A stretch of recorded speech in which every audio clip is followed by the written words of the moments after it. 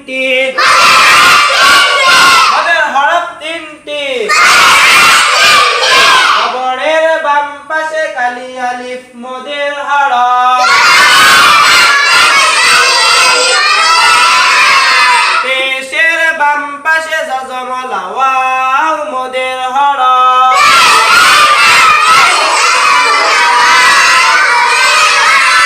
জেরের বাম পাশে জজমলা ইয়া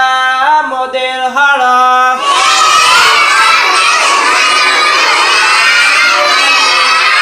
মদের হরফ হইলে ডান দিকের হরফকে